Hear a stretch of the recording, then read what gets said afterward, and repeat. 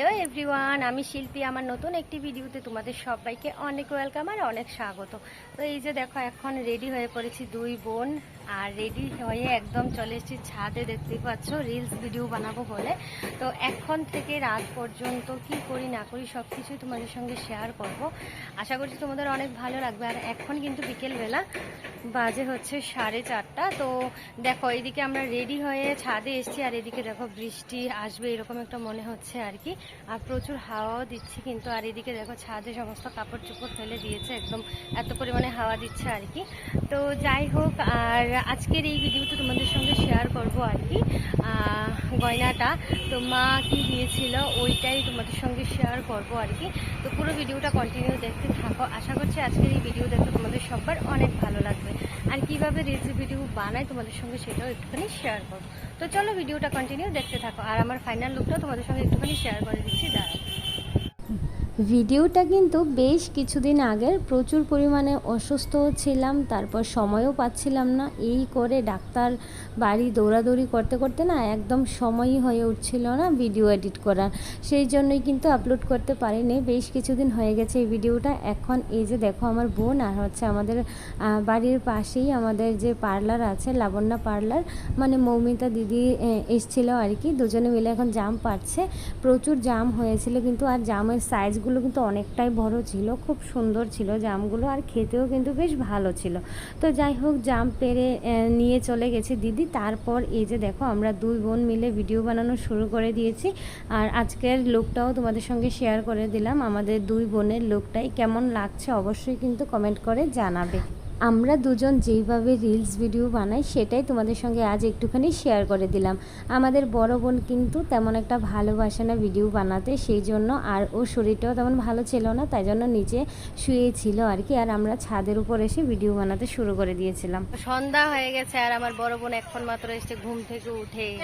ওর শরীর ভালো লাগছে না, তাই জন্য ঘুমিয়েছিল। আর আমরা দুজন কিন্তু অনেক ভিডিও বানিয়েছি, শেয়ার করবো তোমাদের সঙ্গে সবগুলো পরপর। তো এই যে মোটামুটি ভিডিও বানানো শেষ। আর দেখো, অন্ধকারও হয়ে যাচ্ছে, ইচ্ছে করছে না নিচে যাওয়ার, এখানেই দাঁড়িয়ে থাকতে ইচ্ছে করছে। এত পরিমাণে বাতাস, খুব ভালো লাগছে কিন্তু।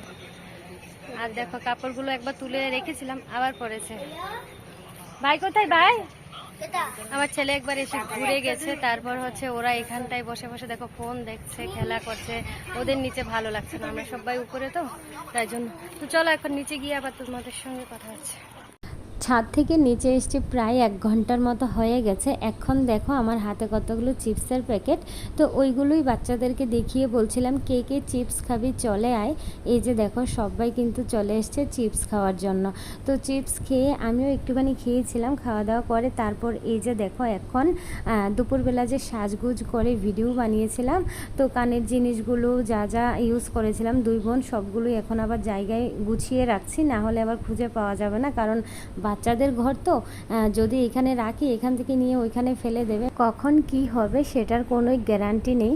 তো যাই হোক, তারপর এই যে এগুলো গুছিয়ে রাখছি। আর আমার শোকেজের অবস্থাটা দেখেছো, 2টা শাড়ি বের করেছিলাম, সেই জন্য পুরো খারাপ অবস্থা হয়ে আছে। আবার সবগুলো কাপড় বের করে আবার সুন্দর করে গুছাতে হবে।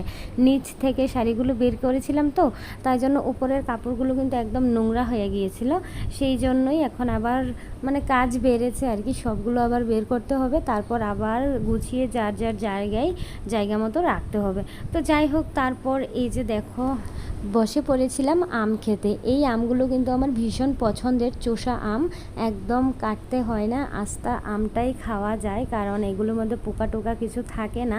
তোমাদের কার কার পছন্দ চোষা আম অবশ্যই কিন্তু কমেন্ট করে জানিও।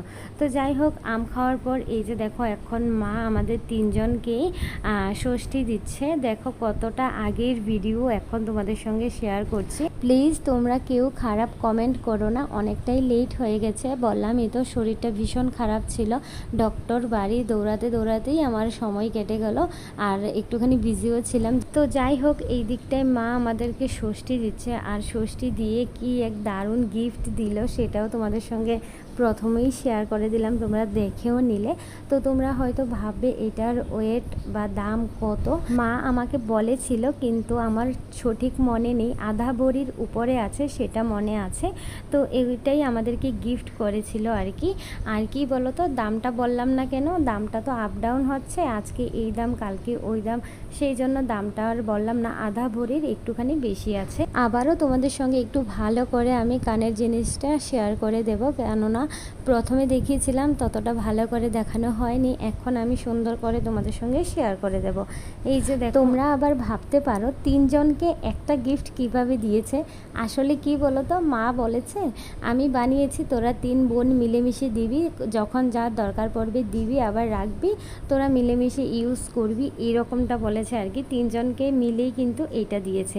তো আমরা তো ভীষণ পরিমাণে খুশি, কারণ সোনার গয়না পেলে কার না খুশি হয়, তাই না?